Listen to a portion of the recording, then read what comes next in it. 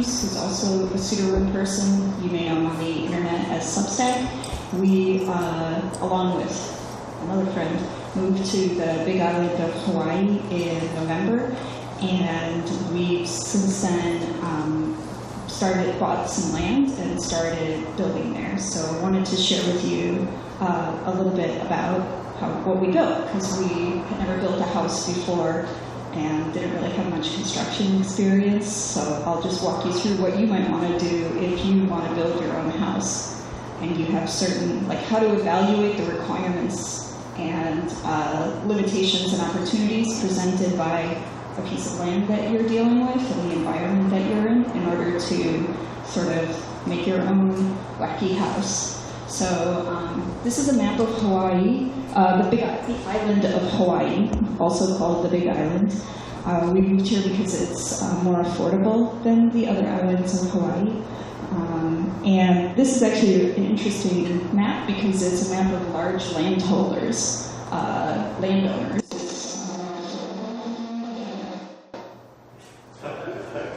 That was my fault. I won't do that again. I'm scared now. I won't do that again. I promise. Go ahead. So I'll show you where roughly our area is. Roughly right there. And it's called the District of Puna. So let's go to another map. So here is basically there. So there's a blog post that that James posted.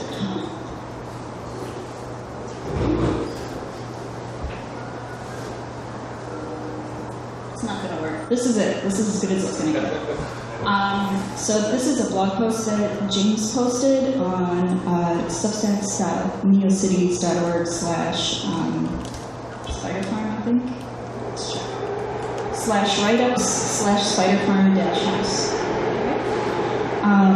So the land that we have is primarily in ohia forest. I have a picture of an ohia bulb close up. There it is. And this is a type of tree that's endemic to Hawaii and is a major part of the ecosystem there. And it also, there's been a lot of loss of ohia forests. So one of the limitations and benefits of our land is that it's covered in these trees, and we wanted to not cut them down. So that was one thing that we had to work with. The next thing we had to work with is that under about this much land or soil at the deepest is basalt. So apparently the last lava flow here was about 300 years ago, and this is how much soil has been built up. And this is the crazy forest that now exists on top of it, all with approximately like this much soil. So it's really incredible. And what that means is when you're digging, the land is sometimes just in layers that you can peel back from the basalt with your hands.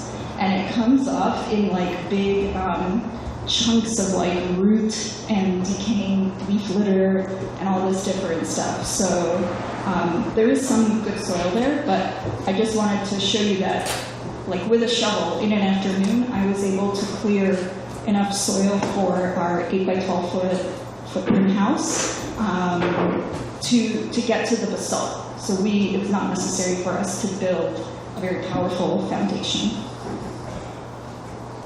So this is with, so the other thing I want to say is that we did this with only one power tool, a drill, an electric drill, and the rest we did with hand tools in about 2 weeks. So this is James. He was using a chisel to chisel away at the basalt until we had 4 level points where we put these cement blocks so that that's what the house would sit on. So that's how the basic design that we did, we wanted a two-story house so that we could have storage on the bottom and be up off the ground a little bit, in case, just to avoid critters, and it's nice to be among the trees, and in case there's any major flooding, we don't have to be on the bottom. So this type of foundation is called pier and post, or post and block, and it is very common in Hawaii. So the way we designed the house is I went on YouTube, and both of us were on YouTube a fair bit, and I just started typing in how to build a house, and I was like, that's too complicated, and I wasn't getting enough detail, so I was like, how to build a floor, how to make a foundation, and then I had to look for, because I didn't know what it was called, this pier and post foundation style, so I was like, stacks of blocks foundation, because you don't even know the words, and so I'm helping you by letting you know what the words are to look for. But it does work, and if you build a house from the ground up, and it does work if you search for how do I build a foundation, how do I build a floor, things like that. You will, how do I put up walls, how do I make a roof? You can really figure it out. So because we wanted to build a fairly simple house, basically what it is the downstairs is the design for a deck. So in effect, we built a deck and then built some posts on top of it and a roof to make the second floor. So I don't have a URL for the deck. There's a few good deck videos, and decks are fairly straightforward to build. I'm going to go through this pretty quickly.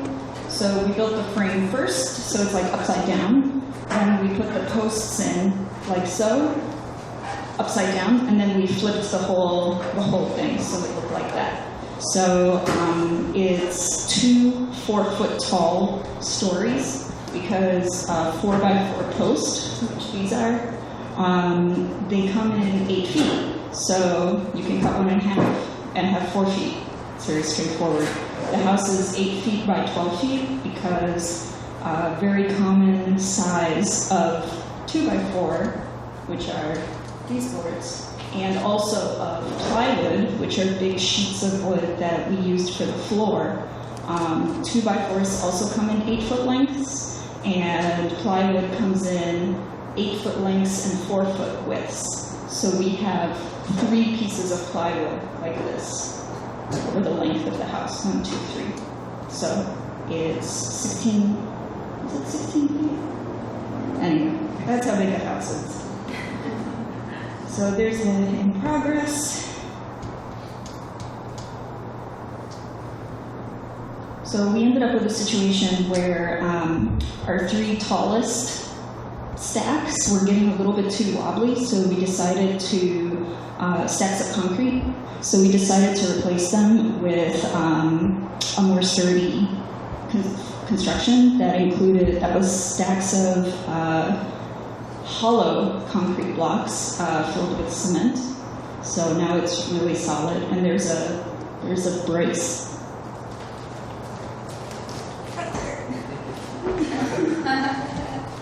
And that's a metal thing that your 4x4, the bottom of it sits in, and it gets cemented. It all gets cemented in.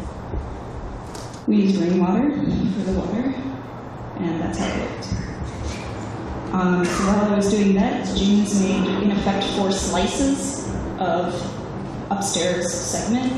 This is what, I'll show you what one of the slices look like. This is our campsite while we were building the kitchen area. So he made 4 of these slices, and we arranged them on top and connected them with 2x4s, like so.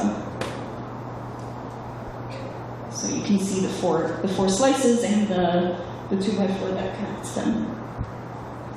That was pretty tricky to set up, so just FYI, 2 people really helps. So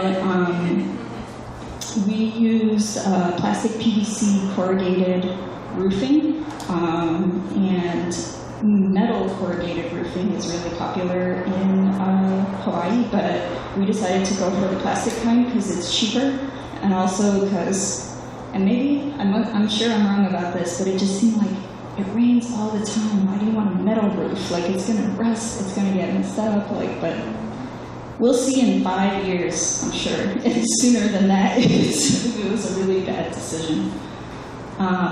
So these panels run about $15 a piece. So they're not cheap. The metal ones are comparable. They're like a little more than that. And they come with screws, and you have to screw them in to the wood of the roof. And you can find instructions on the manufacturer's website for how to install them. And they sell special screws that go just for this job. And they tell you how far to space everything and basically how to do the whole thing. So we just have this like one-page PDF that we got from, two-page PDF that we got from their website that talked about how to do the installation, and we followed those instructions. It was really hard to do the screws, and it's a good thing that James is tall because he's able to reach places that I couldn't reach, and we only have a 6-foot ladder. So something that you need that I didn't think about, that you need a tall enough ladder to get to the top of your roof if you want to attach things from the top. Just FYI. Right? Because the problem is, like, wood is three-dimensional, right? It's not like you draw a little house and it's flat. You have to figure out how different things connect to each other on different planes. And also you have to think about how you're gonna actually do it with your hands, right? Like, you can have the best design in the world, but if you can't do it with your hands, then it's not gonna, you won't be able to carry it out. So this is what it looked like. We worked really late into the night to get the roof up, and this is what it looked like the first night we were up there. And it's really warm there, so you could just hang out without any walls or windows, or doors. So that's what we had, and I really enjoyed it. That's like how it looked when I woke up. And oh, also we did solar panels, and I'm already going way over, so you're gonna have to read the post yourself for how we did the electric setup. Keep going. This is our solar charge controller. Out of town visitor, 5 minutes to supply you. And then we started painting because in an incredibly humid environment, you need to make sure, so we were told that we had to use treated wood, and it's just like a little bit more expensive. It was like, instead of $3.50 for a 2x4, it was like $5 for a 2x4. But everybody told us you have to use treated wood because otherwise termites and moisture will rot your wood. And also every time we had to make a cut on the wood, we had to like spray the places where we cut with this like curing spray chemical called copper brown or copper green. You might find it in the paint department at Home Depot. And that kind of like redoes the ceiling. And finally, you have to paint it, and they have really thick paint that you can use, like outdoor style paint, to make sure critters can't get in and to preserve the life of the wood. So yeah, that's how it looked when we moved in, and it was actually completely livable. Just so you know, completely livable. We did it in 2 weeks. You can do this too. I want to show you a few. Hold on. Oh yeah, so we set up kitchen outside in front. That's pretty common, and we have, not a kitchen, but like people have their dishwashers outside, not dishwashers.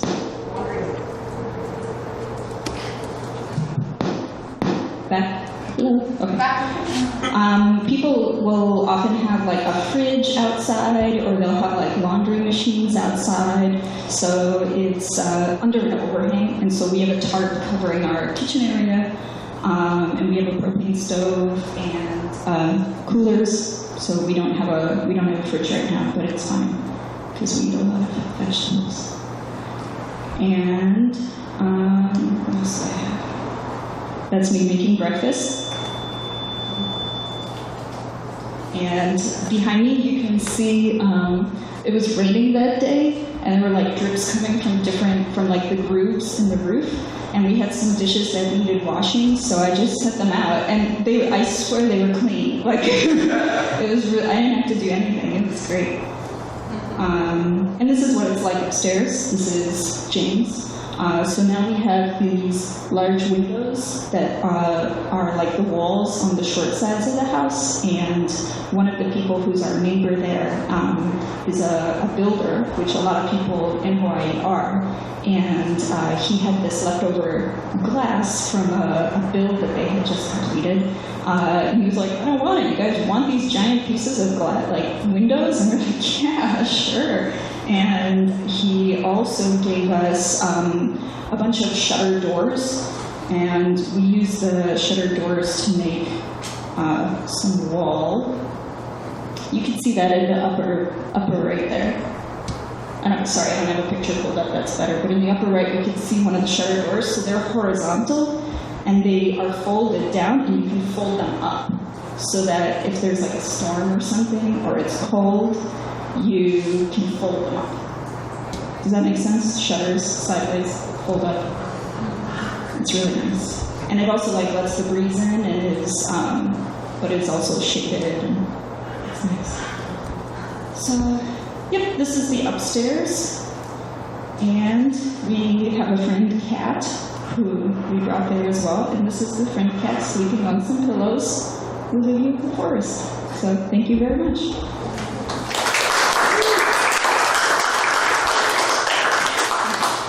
Does anyone have any questions? So it's just warm enough there all the time, you don't need insulation or anything? Yeah. You can actually live outside. Yeah. With the foundation, when it rains that much, how deep do you have to go, and doesn't it sink suddenly over time? So I could show you. I'll just go there. So just to show you again from the beginning. So that's all basalt. There's basalt under about this much soil. So it doesn't sink into the basalt because we have concrete blocks that are on level sections of the basalt. So that's James using a chisel to like level out an area of basalt where we put the concrete blocks. So I don't think we're going anywhere.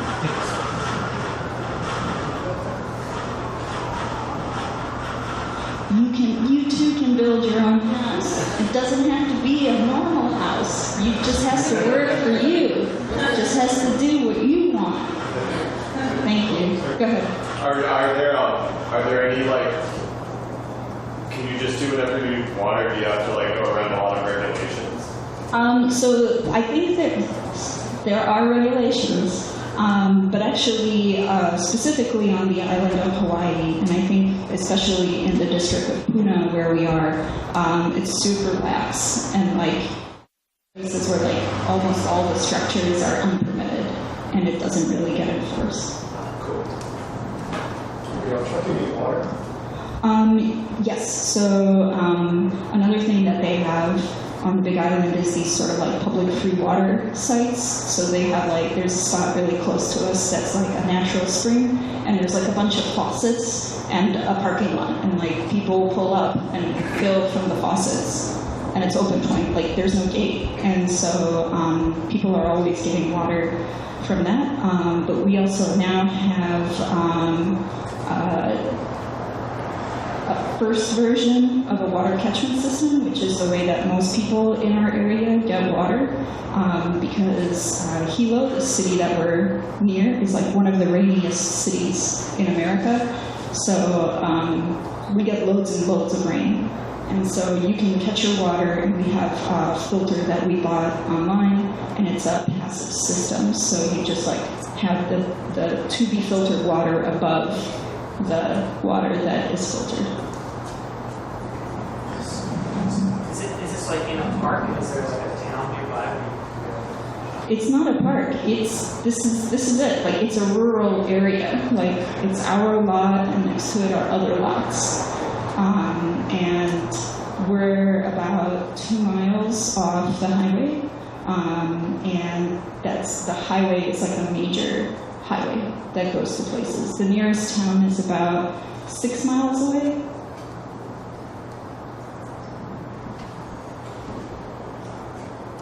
Thank you very much. Oh, go ahead. I was going to say, it looks like you're next to some kind of giant Buddhist monastery or something. Am I just Nope. Okay, never mind. Nope. I think I have to bet that wrong. Any other questions? Thank you. Huh? This is what is done. What is done, right?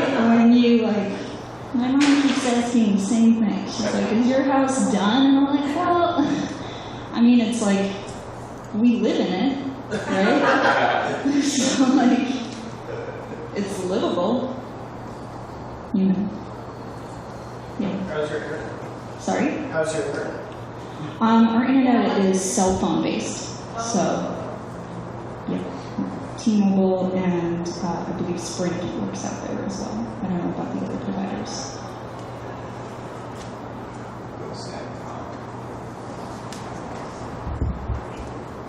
Thank you very much.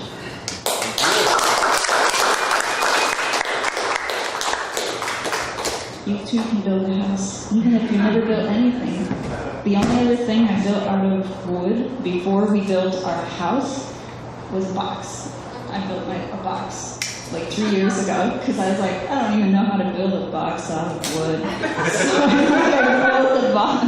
I was like, great, now I know about that. So yeah, you can. It's just a big box. It's a big box. It's multiple boxes. One box on the bottom, another on the top. Box on the top has a slanty bit.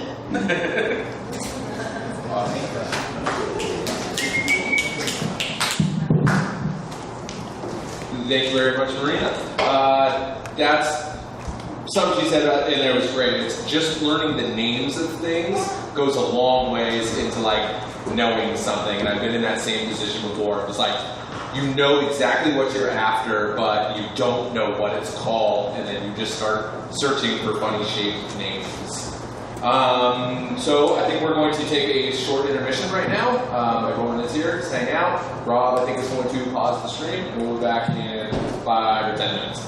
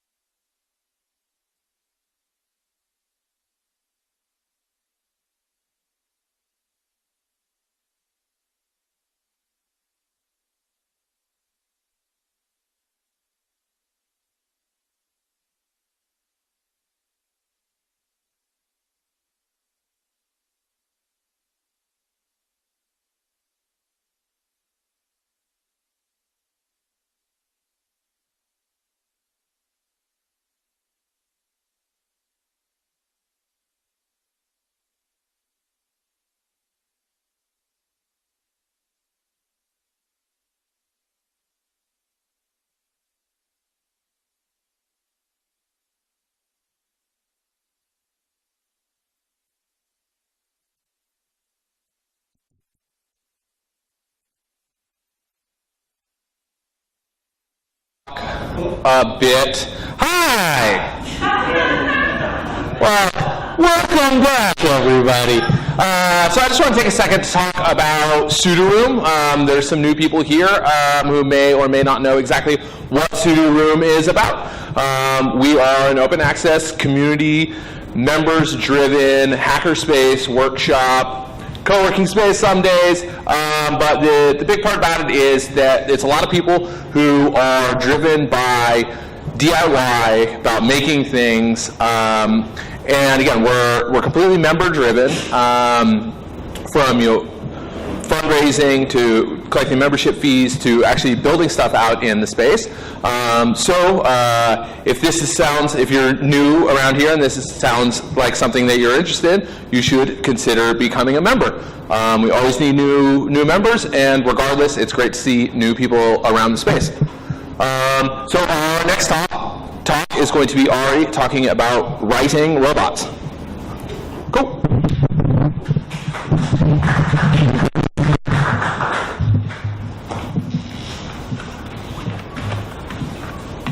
Okay, cool. I hope this video will load. We'll see what we can do here. So my name is Ari, and I'm a member of the Saito group. We're a group that does projections and political campaigns for other political groups. So I spoke here about a month ago and talked a little bit about the Light Atlas for the Anti-Eviction Mapping Project, which is a projection that takes their data of evictions, lays it out in a city in San Francisco, goes from point to point, giving you a little bit of testimony, and links it together into a poem about what's happening, about what's eviction and other things that are affecting the city. So in addition to making this projection, which is an ongoing project, I also keep a log, which is like a long text of like thinking through working with this group, thinking through confronting these issues. And I do it in collaboration with a robot. So built software that scans the city. So it scans Twitter, and you can have all these different search terms, like I'm looking for the word eviction, but I'm looking for the word eviction on Twitter in this area, or in this specific neighborhood, or even on this specific street. And then I pull in these tweets and often reconfigure them and make them part of the text. So the first part of this long text is made of these remixes that I've pulled from Twitter and amalgamated together.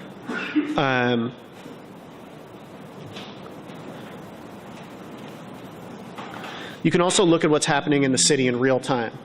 So I'm looking at an area and I'm seeing the linguistic field of the area while it's running. What are people actually talking about? What are the things that are most mentioned in a neighborhood? And this lets me kind of sense the city or feel the city in terms of the language that the city's producing. And so I'll often sit and look at this for a long time before deciding exactly what to write. And I can kind of like trace the city a little bit while I'm writing.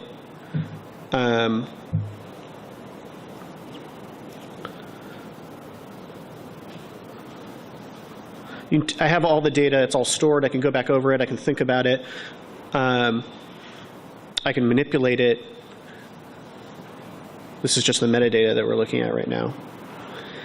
And I can also tag people in the city to let them know, for example, that a projection is there. So I can put up a projection, this will start looking for people in the area who are talking about eviction, it will tag them and say, hey, this projection is in this area, right? So once I have all this data, once I've like observed the city and looked at the city for a while, I have another robot which takes all these tweets and parses them. So breaks all the phrases into components, noun phrases, verb phrases, prepositional phrases.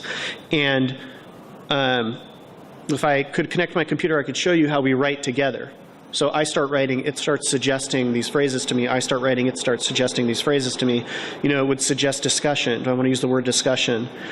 Forcibly evicted from Bernal Heights. Is that a clause that I'm going to use in what I'm writing?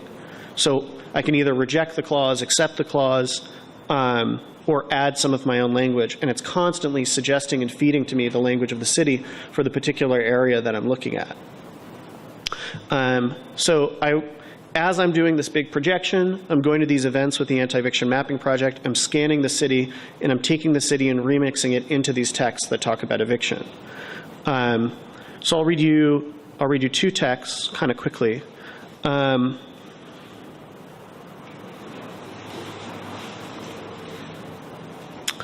This is one that's made without modifying any of the Twitter data at all. So it's just phrases from Twitter. So it's, hello, sunshine, good morning, happy Saturday. Surf is still out of control today, broken clouds. It's time to make some noise again. Today there was a peaceful riot for standing against police brutality. Today Yelp wants a software engineer, infrastructure. Today Yelp wants a software engineer, data mining. Open graffiti requests via iPhone at 709 Hyde Street, scroll, photo, evict the yuppies. So that was just from Market Street, combing and combing Market Street. And then as this text goes on, I start to take the language from the city and loop it in with language about emerging technology, and eviction. So this is me and the Wikipedia entry on emerging technologies and scrape text about eviction all at the same time. And I'll just read you a little piece of it. Black spheres in the houses, only virtual worlds. Artificial midnight, Oakland. Fully automated housing auctions. A floating airborne wind turbine. It's all houses all the way down in a way that you wouldn't understand, smart and adaptive. Some kind of automated housing placement system, intelligences like her, or like Ex Machina, but for house attribution. I saw a woman spinning out from the mayor's building, spinning and spinning while she was falling, but still holding a cord. That's us. Got to make new housing friends at the Capitol, saying they want to see more high-density housing around transit. Glitches. VR in the houses. VR houses. The idea that the more housing you produce, you somehow induce demand, because burgeoning densities have that problem. It isn't a hypothetical theory. A house I saw in satellite view filled with infinite families. Real time. California. Just a bunch of red lights on green mountains fixed to windmills. Just a bunch of spinning blades quickly killing birds. Caltrain engineers watching people go back home on the BART. Iris Canada evicted at 98 years old. First amazing performance of the 21st century city. Thanks.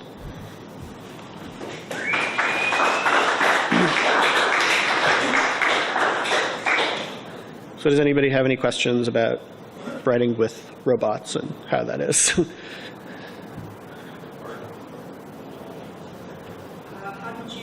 What technologies did you use to make the robot? So,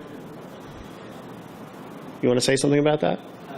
It's like some natural language processing we use, PK, Python, and a few things that we built that were based on like hidden Markov models and stuff, just to piece it together so it makes things that sound like real language. So like when you have a word, then it'll look for other parts of sentences that contain that word, and then give you one that's the most likely to call it, or like you'll kind of choose randomly so you get some variation. So it gives you sort of English sounding sentences, but also gives you good words that follow and create phrases. It gives you a little bit of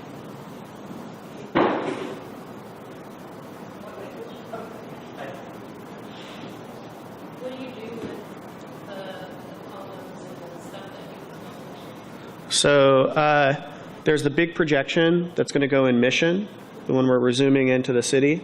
And then this long text that I'm producing, I will drive it around, take my car with a projector and battery in it, and put that up in different parts of the city. So that text gets fragmented and redistributed back into the city. There's also a place where you can trace the whole thing online. So I'm kind of like taking from the city, reconfiguring, and then giving back to the city what I'm seeing when I'm scanning it, basically. I think that TweetPy is another library that we used, right? What? Yeah. And then eventually over time, it would be great to build a really, really smart system so that the suggestions are more advanced than Markov's, or something that could learn my style and then suggest things back to me. So that I'm really like, it's like a writing prosthesis, or like a little brain that you can write and go back and forth with. Any other questions? Cool. Thank you very much.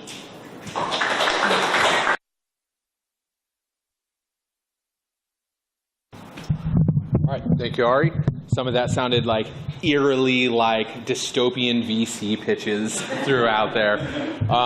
Next up, we have Rami is going to be talking about learning animation.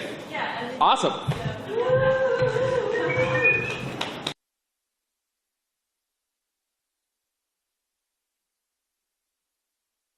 Just bring it up on YouTube or wherever you have it. Yeah, I go to sudoroom in Noisebridge, and every time I go, I always make a point to leave doing one small creative thing, whether it's writing code or adding to the wiki. Lately, I've been going to my hacker spaces, and I've been drawing. So I've been able to do this like with tablets, and I always, like the last like 5 or 10 times I've gone to a hackerspace, I've been making drawings. Even though I know how to draw, I'm a total noob at animation. So in the past month or so, I started getting into it with some off-the-shelf like apps and like software programs. So these are the animations I made in the past month, and I'm just starting out. They're very basic, but I hope to blog these on the wiki and also make animations for sudoroom and show you that you too can do animation. Because when someone like me, I have no idea how to do it. Like, yeah, I mean, I have to get better, right, if I practice. So, okay. Oh, is the internet connection, internet's down? So. Oh, it was? Oh, okay. An error occurred. Okay.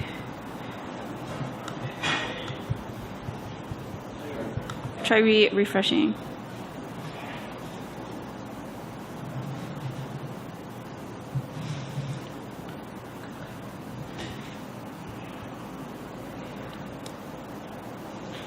Oh, sorry about that.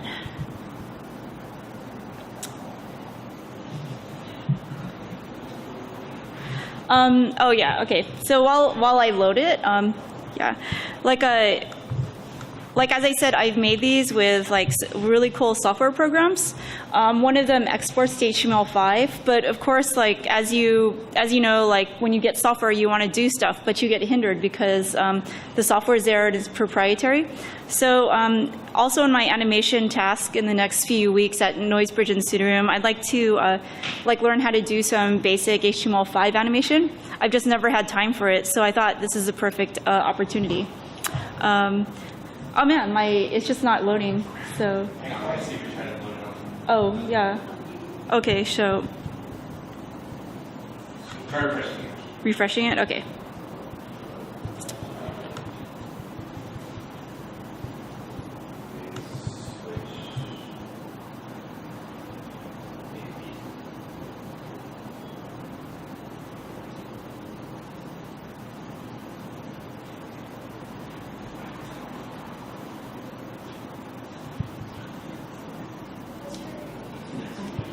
Oh, Romy Ilano.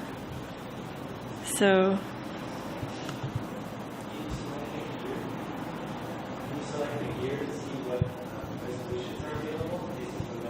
Oh, maybe it's the resolution.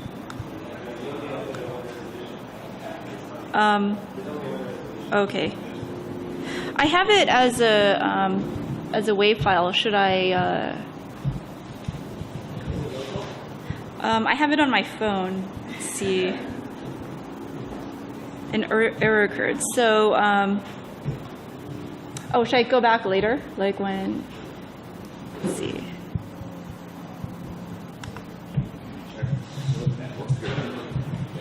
Okay.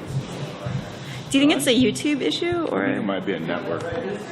What do you want? You want people's open? More. Should Omni be good. Ballroom or? No, People's Net.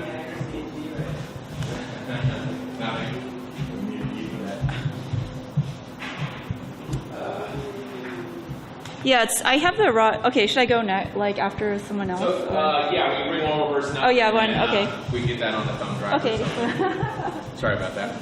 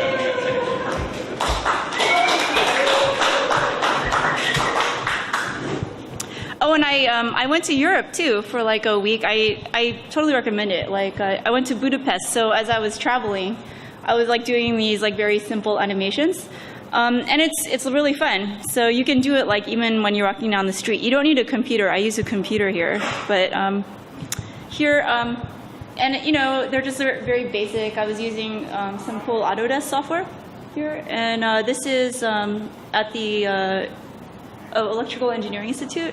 I drew like an angel on the street in in Budapest, like at a restaurant where I was eating. This is a coffee house in Budapest. Like it'd be cool to do a drawing of sudoroom with all the people moving around. And this was in a cathedral. Yeah, so there's like a lot of like cool apps now. You can make very basic stuff. So this is the beginning. So. This is in the Historical Museum on exhibition on socialist housing in Budapest. And then, yeah, this is my first sudoroom animation. I'd like to do more, like, and eventually make a short cartoon. So, and then I have some cool comic creation software. And yeah, that's where I'm gonna want to learn the HTML5. So I have like this old comic I had on about a Bart romance, and yeah, that's like probably my next goal, to like work on a little project. And then we could probably do some do-it-yourself and instructional comics on sudoroom, like how to do stuff. Oh, and that's it. Yeah, that's what I want to do. Like yeah, so.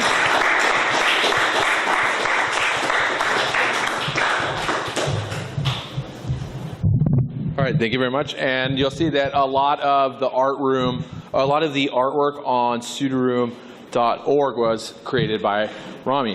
Very, very cool style that I like, and I very much appreciate the work that was put in to give the sudoroom website a bit of a unique style.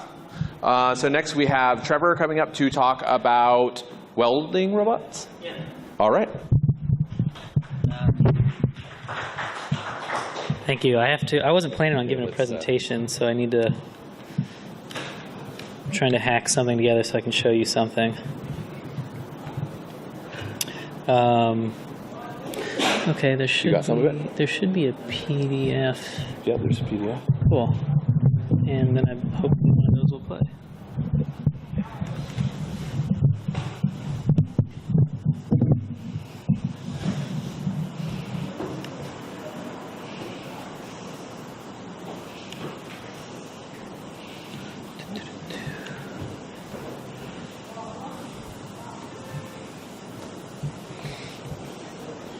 There we go.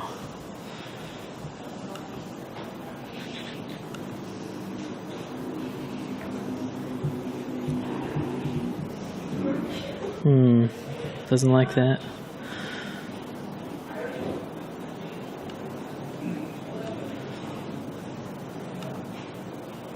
As good as we can get. Let's try.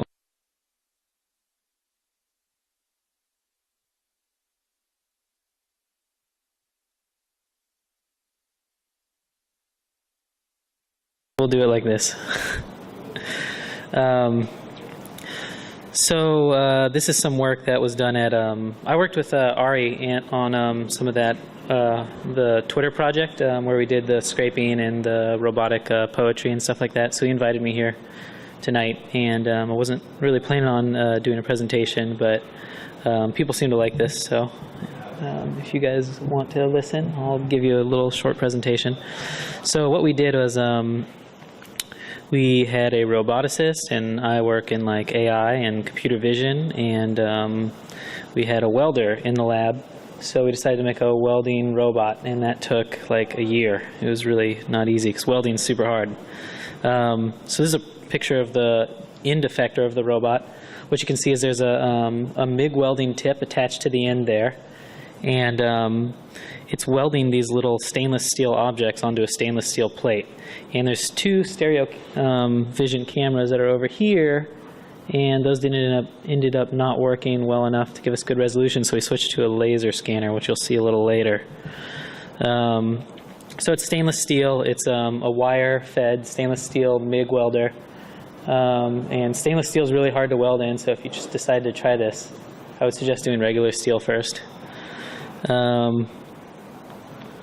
So it's an open, portable, scalable printer. The idea was most 3D printers that you have like a 3-axis gantry, and some have like allow rotation of the plate too. But at minimum, you have a 3-axis gantry, which is like this big square C that kind of moves back and forth and allows you to go up and down. But inherent in that design is there's like a print envelope that's defined, and that says sort of how big you can be. If you make it so it works with any robot, then if you only have you can only afford a small robot, or you only want a small printer, you buy a small printer, and you buy like maybe get really thin stainless steel instead of like 0.9 millimeter wire. You get something much smaller, or you can get a huge one like we got, and you can make things that are like 8 feet tall. Okay, so basically what we did is wanted to make a closed loop printing process. So the path planning, we kind of had to make a 3D printer. So if you give us a 3D file of like some object, like say you want to print a chair or something like that, we have a picture of that later. Then if you can model that in 3D, we'll bring that into our software. We'll slice it with a plane that's parallel to the floor, horizontal planes, and then we'll define sort of a path for the robot to take the MIG welding tip along, so that it'll slowly lay down a bead of metal. And we sort of define how fast and slow it needs to go based on the previous surface that was laid down. So you can see these sort of beads here, and that's defining the speed. And then the next set of beads that's on top is like a smoothing layer, so that's going 2 layers at a time. So it lays down one little circle of wire, and then lays down another one on top of it. Okay, so there's actually some videos in here, but those didn't come through. So the reason we added the laser depth scanner on top, as opposed to the 3D stereo vision, it was too hot. There's too many like arc flashes, so it's hard to do with that. Laser depth scanner, you can be very accurate, and it's pretty easy. And usually you use this on a conveyor belt so that you can sort of very precisely define the speed that something moves under the laser, because it's just a blade of light. And you could create a 3D point cloud from that blade of light using some computer vision technologies. But the robot can act just like that, because it can move in a super precise pattern at like 50 millimeters per second, sort of exactly floating above this object. And then because welding is super hard, you often get like tears and valleys, and then you want to vary the speed, the voltage, and the inches per minute that you're feeding the wire, the arc adjust, which is the viscosity of the metal that you're laying down, and controlling all these parameters, you can kind of get it to print. So that's speed and angle correction. Another thing that you can do with a robot that's harder to do on just a 3-axis gantry is if you want to weld out of position, that's where you're not welding just straight down, but you're welding at an angle, you need to turn the nozzle tip to the side. Easy for a human to do, hard for a 3-axis printer to do in general, unless it's like 5-axis or something. Very easy for a 6-axis robot to do because it's a robotic arm, so you can weld out of position. We can weld up to 45 degrees out of position. So it's kind of given us some ability to do some things that haven't been done before in this space. Okay, so this is actually a video that's not going to show up, obviously, in a PDF. But what it shows is like a laser scanner going over the top of this. So I'll see if I can show a little video now, because that's probably just the coolest part of this whole thing. And I don't know if any of these will play, but let's give it a shot. This one will. So this is some video we made, which kind of shows the whole process. We did a bunch of stop motion and stuff like that. Come on. Cool. Okay. And you should be able to see like the welding robot like doing its thing. Is this like, what is going on? Oh, it's huge. Just double click. Boom. There you go. Okay, let's see if I can.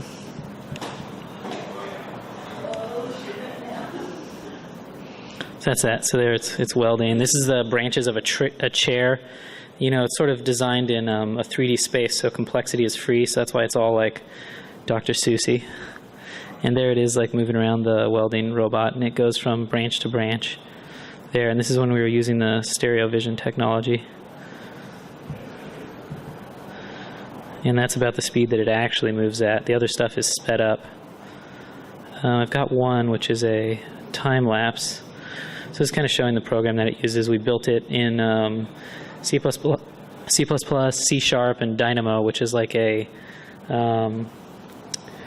parametric design software, if you ever heard of that. It's like explicit history of design, where you get to sort of, if you say, okay, I want this chair, like you design the chair on 1/4 scale, then you could just have a slider and scale it up and down. So it allows you to sort of change your design depending on parameters. Like if we say, okay, we have these geometrical constraints for our printer, you could go and toggle. Yeah. So this is taking a bunch of pictures with a GoPro attached to the end of the robot there. And we changed the end effector, you can see over time, because it wasn't working super well. And that person was spraying it with water because it was getting too hot in the end. Welding's very difficult, and I'm not an expert welder by any means. But I've learned a lot over the process of this.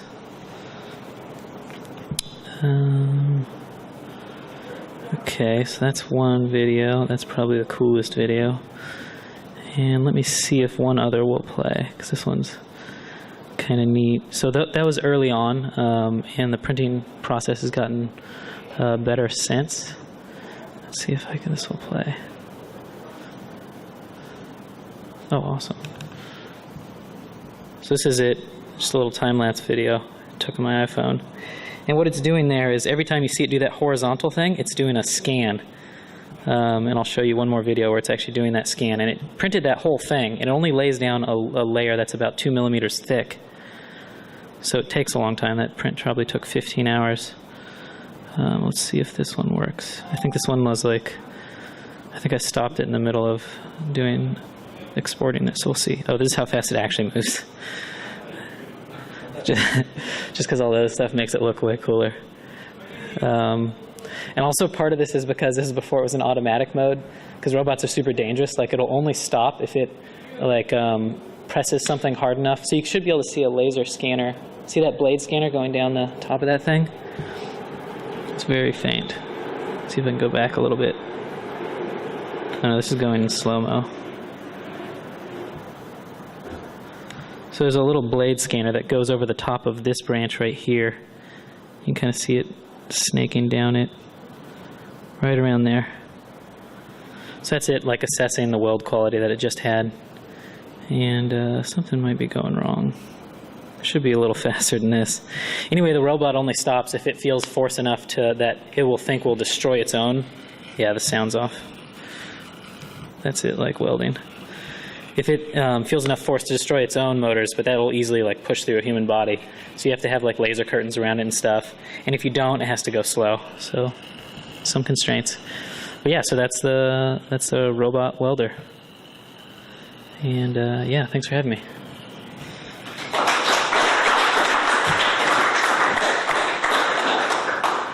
Any questions? Yeah. So basically, it's like a blade of red light, and then it's angled at a different angle from the camera, so that if there's something under it, like if it's just scanning like a flat surface, it'll just appear as a line. But if there's something on that flat surface, like my hand or something, the laser will get lifted up onto it, and using computer vision, you can say, okay, that's how high that is, and that's accurate to about like it's sub-millimeter accuracy, and so it just scans over linearly, and then it assesses the height at each line and compiles those all together to basically make a 3D point cloud of that space. And then we do a bunch of calibration to align that so that 3D point cloud is aligned with the actual object, and then we can say, it's welding right now, but it's like showing the scan. So we can actually say, like, you know, it didn't weld quite right here, there's like a little bump here or something like that. So at that bump, you should go a little faster. Or there's a tear, so slow down and angle into that tear. And then, you know, decrease the viscosity of the weld so it builds up quicker there, and then move on and do your normal path. And so, yeah, it's pretty simple computer vision, and the iterative closest point is how you align those things. And there's some other calibration things you do. We have this, because we have 3D printers there, we're able to make a calibration block that we know exactly the size and shape that we can put down. We say, okay, if it scans over this is at the origin that we've defined in the robot coordinate system, and it's like 60 millimeters this way and 70 this way, and it should show up that way in our program. If it doesn't, we can kind of tweak some things to either transform it, like in scale, or move it so that it aligns with the block. Does that kind of answer it? Yeah. Cool. Yeah. So the filament is just welding wire? Yeah, just welding wire. Just a wire-fed. What? What is the welding wire made of? It's stainless steel. It's 308 stainless steel. Do the end products act or feel or like have a result when you polish them? Yeah. So I didn't put a picture of that on here. So this thing can actually be. We've taken this thing and like sandblasted it down. It turns like a really bright. Like silver color. It's nice. And then another one we made was like had faceted surfaces, so they're flat. And we put that on a belt sander. I just did that a couple days ago, and you could get it down to like a shine, you know. So that'll get it down somewhat. Then you go with like finer and grit until you get to a Scotch Brite. Then you can polish this thing, and it'll shine like a mirror. It's pretty cool. Is it open source? Is all this stuff like available? No, so it uses a lot of proprietary technologies in Autodesk, like the software. It's all built to work with things that we had there. So Autodesk does like a lot of sort of design for manufacturing, so they've got a lot of 3D modeling software. So it's kind of easiest to bring 3D software into theirs, so it uses Dynamo and stuff like that. Yeah, I don't know if they're planning to open source it. They might just shelf the project and be like, that was cool. So that'd be a bummer. So there's another place in San Francisco called Other Lab, and I'm wondering if they might be interested in continuing a project of some sort. We'll see. There's a guy there, Steve, who's like a really good welder for like decades, and he's really interested in taking it and using it to build bikes with or something. So that'd be cool. Yes. I might have missed it when you first started your talk because I came in a minute or two It's late. fine. But just wondering what kind of projects are on your map for specific problems that you're hoping to solve. Yeah. This project, or how it's going to make the world a better place? I mean, I can see generally how it could, but I was wondering if you had any specific projects in mind. So right now, we just got to the point where it works autonomously. Before it was like a lot of like human control of like the sort of the GUI that we built. So you have to adjust all these parameters all the time. So we just got to the point where it actually runs on its own. From here, we'd like to increase the weld quality and make it better. As far as like industrial applications, there aren't any yet. It's good for making art. Like that tentacle thing you saw was like a 3D tentacle table that we designed. Another thing we made was a vase.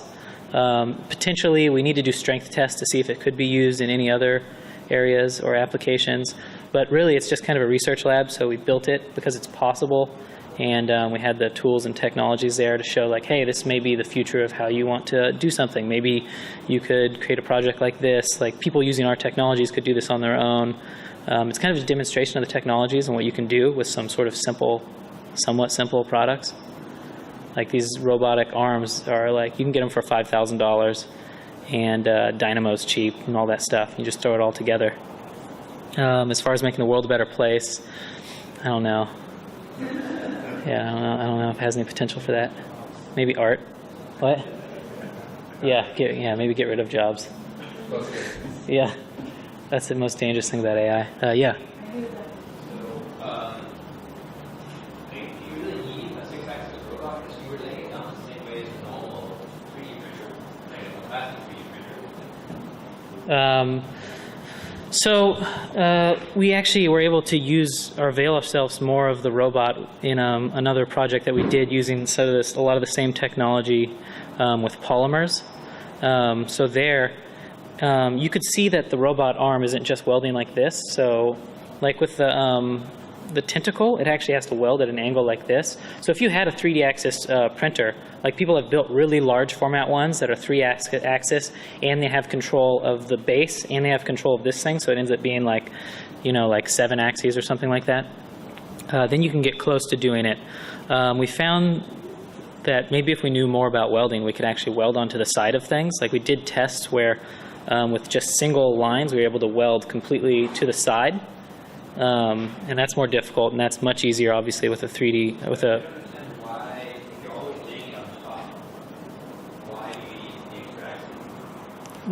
So this actually worked better in like a polymer, like I was saying. So we actually found that our geometrical constraint was about 45 degrees. So some of it is like, with a polymer, you can actually do it, like you could print something and then go completely to the side and print something else onto it. And as far as like making it a printer where you don't need to build a specific gantry for it that has an envelope, you could just buy a larger robot and scale up your envelope. So those are some sort of ideas why you might do it. Also, we just weren't able to push the welding as far as we thought we could when we started. Yeah, go on. Yeah. So are you aware of the 6-degree axis welding robot arm that is downstairs? No. There is a giant industrial welding robot downstairs. Oh, cool. That's awesome. I just thought if anybody that should know about that, you should know about that. Yeah. We still have the welder. And yes, we have all the welding gear as well. Oh, really? It used to be a welder. Yeah. Wow. Could be again. Yeah. The code and everything disappeared? Sorry? The code and everything that was driving it disappeared? No, it's one got its original brand. Yeah. Oh, cool. The big cabinet. What type of robot is it? The Moto Man. The Moto Man? That's awesome. Cool. Oh, yeah.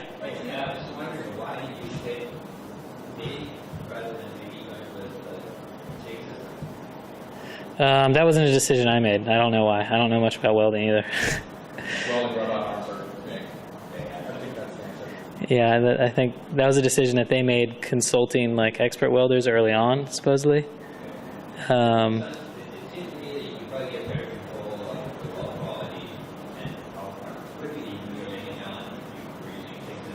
Oh yeah? Yeah, for us it was like the decision was made a year and a half ago. I've been on the project for about a year, and so it's like, just get it to work. But yeah. This is the project that's how long it used to be recently where there's a plan to build a bridge Yeah, so yeah, it's a collaboration with Lors Yarman at MX3D in Amsterdam. And Autodesk funded a lot of that project, and that guy was working independently, but they were really interested in it. So we're like, hey, we have access to a lot of technology and people that can kind of help you with this stuff, so maybe we could collaborate on these things. So like the pictures that they rendered originally, those are all over the lab. That's like the inspiration for the project. And then they come and show off their stuff, and we talk and meet with them every now and then. So there's some like loose collaboration there. But yeah, cool. Oh yeah. I was just wondering more about where do you have the things that generate the lasers? How many of them are, right? What is the thing that generates the lasers? So you think you could make a cheaper one, but this is like a Cognex laser depth scanner.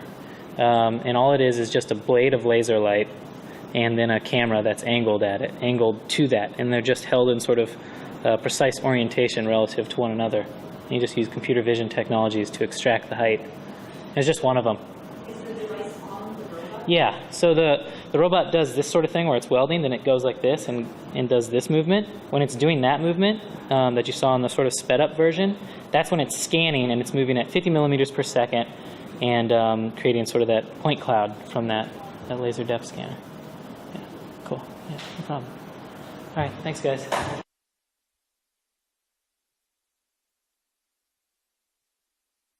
All right, thank you, Trevor. That was super cool. That time lapse was super cool. Okay, then we have one more talk. We have Raza and Norman are going to talk about their DevOps company that is trying to tackle the problem of diversity in tech.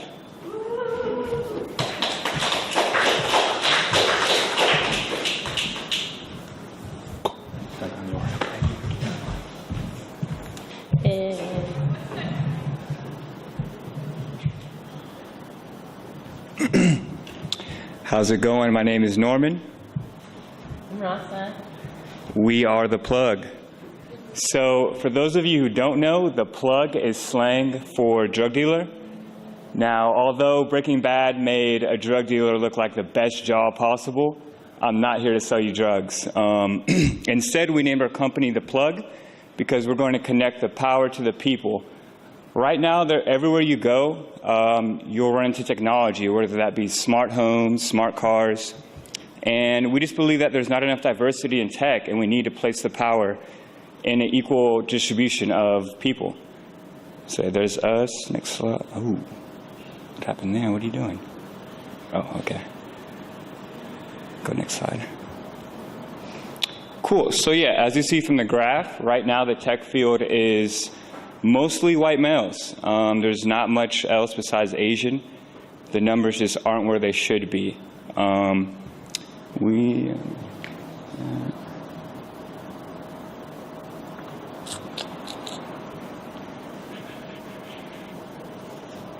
Yes, so the numbers haven't changed much either in the past decade or so. They've been about the same, and people of color are getting in, but they're leaving because they don't feel comfortable or welcome there. Recently, at Uber, everyone's favorite place, there was a suicide by a black male, and the spouse said he didn't feel like he was being treated equal, and he was overworked. And he had a good track record. He didn't have like a record of breaking down under stress or anything. He was at LinkedIn before that. But then after only 5 months there, he committed suicide. So. And like tech companies are benefiting from employment of people of color and women in their company. They get to make claims that they benefit from. But the people that they're employing, although they're getting compensation that is, financial and big, they're not benefiting from it in terms of quality of life, like culturally or socially when they're at work. And so there's like consequences for the people that these companies are benefiting from, and that's like a continued issue. So what we're interested in doing is working, basically like doing tech in a different way. And what that is for us is doing contract work. We're interested in working with other young people of color, other women, and basically doing contract DevOps work. In the past year, we've been working together for about 2 years, or a year and a half. And in the past year, we've been working with a company called Tech Perfect that's kind of been hooking us up with some contracts, and the Youth Hub down the street from here. Yeah, so the company we work for is called Tech Perfect. It's run by our mentor, Alfonso Hooker, and he's just been awesome. Pretty much everything I know in IT is because of him. Every Saturday, he meets up with us and teaches us skills that are immediately applicable to real tech paid work. You know, they're not just skills that, you know, Facebook said millennials need to know, or know this or you won't get a job. They're real skills that are immediately to paid work. Some of the services we offer are service maintenance, patch updates, system updates, website design, and shenanigans. And there's others that we want to continue to build on that. I'm in a security program at Merritt College, and eventually I want to be able to offer that as a service so that we get more contract work. Yeah, and so this year we're kind of in the middle of a year-long fellowship. It's a business development fellowship, also down the street here at United Hub. And so their whole thing is a social enterprise situation. So we've been working on what it looks like to have a business that is both financially stays afloat and can be a way for people to support themselves, as well as kind of be a business that makes the kinds of impacts that we want, or at least participates in creating a different kind of tech. And so we've been thinking about what having a business looks like. Ours would be a service-based business, and just kind of like we're trying to figure it out. And so, yeah, pretty much we feel like we have the tools we need to make a big impact on the tech industry. We just want to know what you guys know of. We're pretty new to tech. I've personally only done this since about 2015.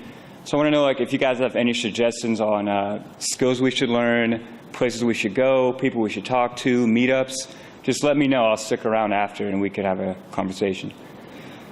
And that's it. Thank you.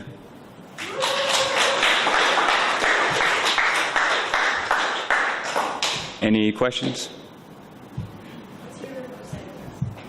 Website address. Do we have a website right now? We don't. So right now we just have a Twitter, not a website yet. We're working on that. It's the Plug 510. The Plug 510? Correct. All lowercase. The Plug 510. What is your entity structure in terms of LLC, virtual co-op, who has ownership, and that sort of thing? there isn't one yet. It's more just a looser, at this point, a looser affiliation of different contractors. Basically, yeah, it's been us doing contracts, and we've done them through 2 different agencies, but or I guess organizations. Yeah, and that's with Tech Perfect we've done that work with. We haven't done any contract work as the plug yet. We're working on creating that through the program. We have our pitch event for our business on May 13th at the Impact Hub. It's from about 10 people are in the program. So.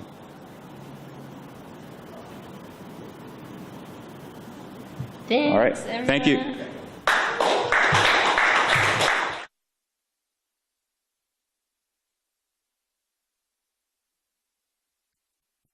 Very much for presenting, and good luck with your pitch. Hope you have success.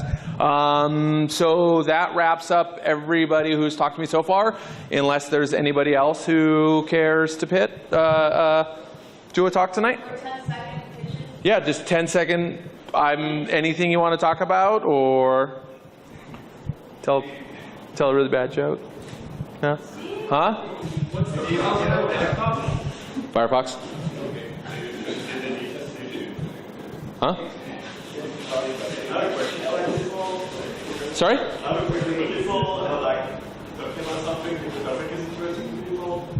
Okay. Go to the mic, go to the mic, go to the mic.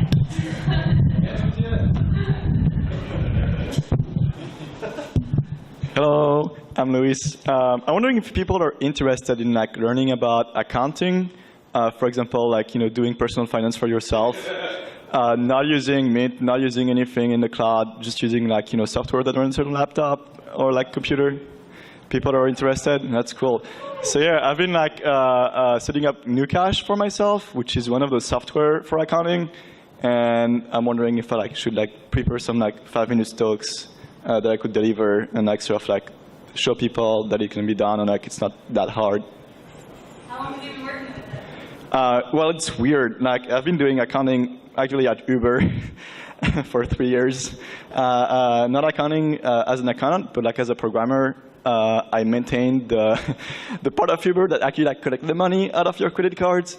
So whenever you use Uber, I would be the one guy taking the money out of your account and tracking this. And that's how I learned the balance sheet accounting, which is a 3,000 years old technology. Yep. And then I started using Nucash for myself and so on. And I feel like I want to talk about it. Okay, people are interested. Cool.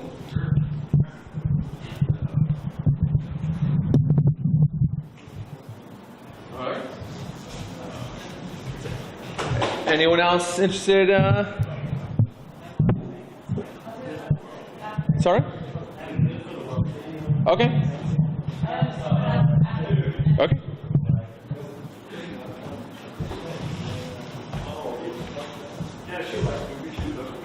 Okay, someone asked the question of, is it good for the world? That made me think of something else I was working on. It's called Spectrum, and basically the idea was because a friend of mine woke up on November 9th or whatever and was like, I don't know my country, what's going on, I can't believe this happened. So we created a little Google Chrome extension called Spectrum. You can you can go to the website getthespectrum.org right now and sign up and be a beta tester. And the idea is that if you look at an article that's a political article, it'll show you, and it's say from the left side or from a left-leaning publication, it'll show you other articles on the exact same topic published by the center and the right, and vice versa. If you look at something from the center, it'll show you the other two sides, and if you look at something from the right, it'll show you the other two sides. So you can get an idea of what other people are reading, and it won't take you away from the topic and allows you to sort of read horizontally. So you're like, okay, how do other people look at this idea? One thing we found already from it is that titles are just clickbait, pretty much, on all articles. Content matches a lot, and typically journalists present the facts, and somebody else that maybe controls the publication writes some ridiculous title. But then if you get past that and you look, you're like, oh, the facts are the same. So if you're not interested in getthespectrum.org, just at least know that titles are all bullshit. So yeah. That's it. Cool.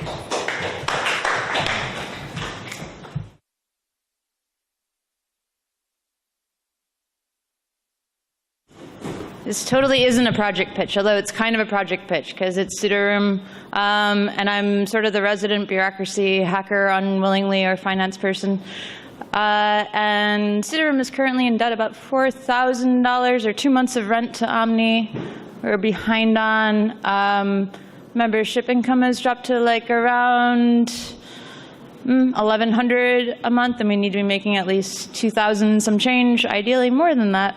To actually upgrade the space and improve it, upgrade the equipment, all of that jazz. So if you are a member, check to see that your payments are still going through on SudoHumans. If you're a new member, sign up for SudoHumans at sudoroom.org/humans. And if you have an employer who does these kind of matching employee donation things, maybe pursue that. If you have grant writing skills or even just interest in helping on a grant writing hackathon or something to that effect.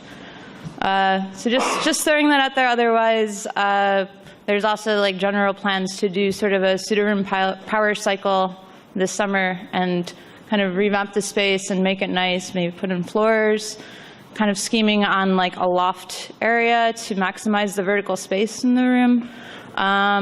Maybe crowdfunding campaigns, so all sorts of things. Like, it's our space, everyone's equally. Even if you're not a member, like, you are still welcome to come here most any time of the day or night. There are people here hacking, and they'll totally, like, you know, vouch for you and let you in. And it's really easy to become a member and totally sliding scale. So this is just like a general sudoroom pitch, and also because I'm watching the bank accounts and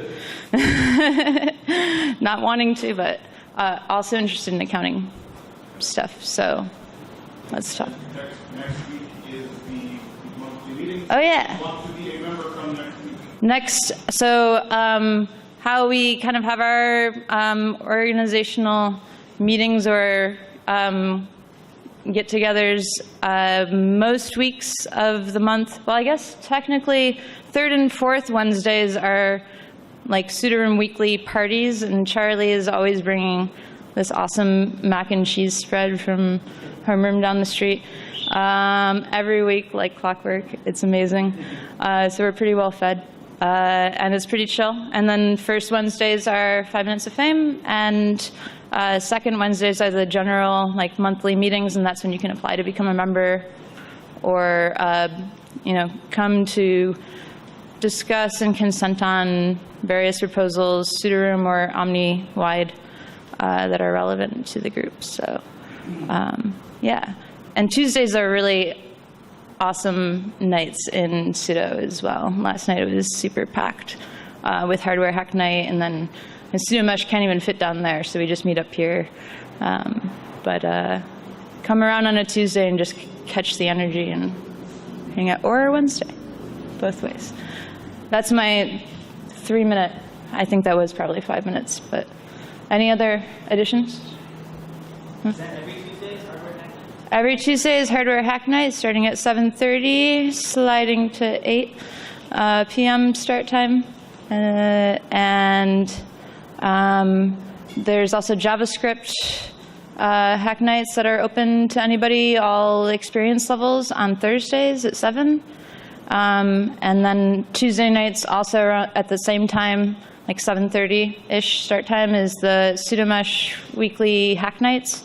We're working on building a community wireless network, and that has a lot of momentum right now. So, and if other people want to start like a meetup, just most of the meetups are just open-ended, you know, all experience levels welcome. People can come in and just like around a particular topic or whatever. You could have a robot hack night and just like start it, put it on the calendar, and, you know, play with the robot once a week, have it on the calendar, and like shout out to people that if they want to, you know, hack on the robot, they can come in and hack on the robot. This time there's a couple of folks in the room who will have some experience with the robot that can show people the ropes. But do I see another question? Yeah. So when's the party night, and are we allowed to bring games? Oh, absolutely, you're allowed to bring games. You can bring pretty much whatever you want, other than like contraband and can't really think. Yeah, explosives. I don't know. That was pretty much it. But there's no hard rules other than, you know, don't put people in danger, like real danger. Yeah. Doesn't have to be healthy food. It can be totally unhealthy food. Healthy, I guess, preferred, but any other questions, comments? Anyone want to jump on the mic after me? Matt wants to jump on the mic. Jump on the mic. Matt. I realized this was a funny note because of what you were just saying, Jenny. So this weekend I had a garage sale and I sold a bike that was donated to Sudoroom for $200. So we got a $200 donation directly to Sudoroom for that bike sale. So if you have a bike or a laptop or anything of value you want me to fix and then sell and then give to Sudoroom, I'll do that. I'm just going to do that. Bikes especially. So that was the thing I was going to say when I came up here. So I was like, for people who know me, I got a lot of hobbies, and I kind of have an obsessive personality. Right now, I'm really into bikes. So I'm not sure how long that's going to last. It's been lasting since I was like maybe 8 or 9 or something, so it's a solid run so far. So if you have a bike, you want me to fix your bike, you want me to fix it professionally, I work at a bike shop, you want me to fix it informally, I volunteer at a bike collective down the street, Spokeland, or if you want me to do it on the side as a friend deal, a friend situation, I'm happy for all those things. I want you to keep rolling. I want all the suitors to be on bikes. I want them to have cool bikes. And I want suitors with multiple bikes to give me their extra bikes so I can give them to suitors who don't have bikes for money we need for rent. So let's do that. Let's make the new mobile bike hustle, refurbishing laptop situation become pervasive. Huh? Sound good? Let's do it. So Matt, how would you say you feel about bikes? They're all right. I'm just into bikes, man. I got a problem. I have like 6 bikes, right? And then I go to the collective, and there's this bike with like a bent frame, and then I hit it with my finger because you hear the ting. Is it single butted? Is it not butted at all? Is it double butted? It's double butted. And I was like, dang, these tubes are nice, man. This is a sweet frame. It's my size. Now I have a new bike, damn it. It's like, I don't need another bike, but I got another one. What am I going to do? So all I'm saying is like, I have a problem. Hi, my name is Matt, and I'm addicted to bikes. Oh, what's your question? Yes and no. I have my bike tools in sudoroom. Yeah, at the beginning of the pseudo era, I did introduce my bike tools, my park tool set, and it lasted for a long time, and I was shocked. Part of that was the stewardship of Chris B. The Chris B bike domain, like, pervaded. Oh, and we had the garbage room. Yeah, there's that too. But the tools eventually, when we got here, they actually got parted out. So I revoked them, what was left of them. I brought them back into my personal possession. But somebody donated a sweet tool set, and that's here. We actually have a full bike tool set that's in one of the, oh, everybody here can know. It's in one of the file cabinet drawers where all the other power tools all the nice, expensive power tools you should totally steal if you need some money. Just kidding. Kind of. I don't. Yeah, they're not that nice. This is probably the nicest thing of tools there. But if you need to use bike tools, we actually have a full set now. There's, cone wrenches, there's headset wrenches, there's a chain whip, chain breaker, what do you got? Like a million other tools, crescent and, whatever. All the weird proprietary stuff you need for dealing with bikes. Yeah, so actually people want to do stuff at sudoroom. I might be able to get my hands on another stand. Yeah, we can make a bike stand and do bike. Who wants to do bike working in sudoroom? Raise your hand. Okay. All right, at least one person. Great, good to know. All right, that's it. I'll shut up. Get rid of 3 tables first.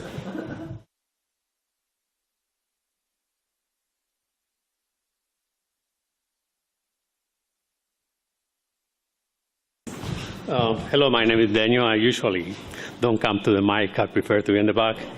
But today I'm here just in support of the couple that came over and diversity and tech. I just wanted to make you an invitation, and maybe you transfer that invitation to other folks, people of color, to come in. I'm a pseudo member for almost 4 years, and it's been interesting. It's to me, well, I'm going to talk about what I observe about folks. You guys are right. Most of the folks here are white.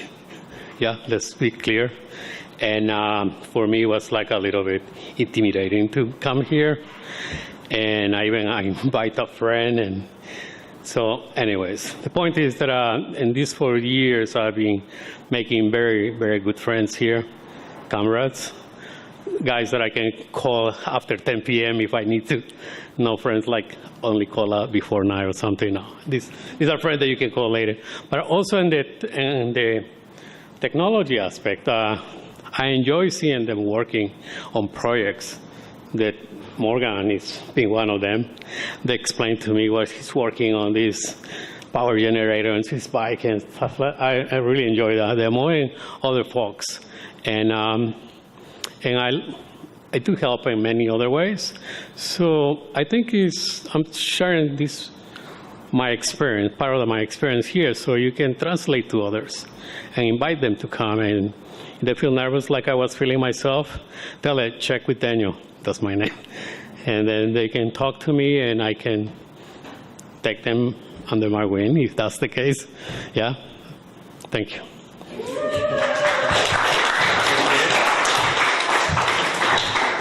Thank you, Dan.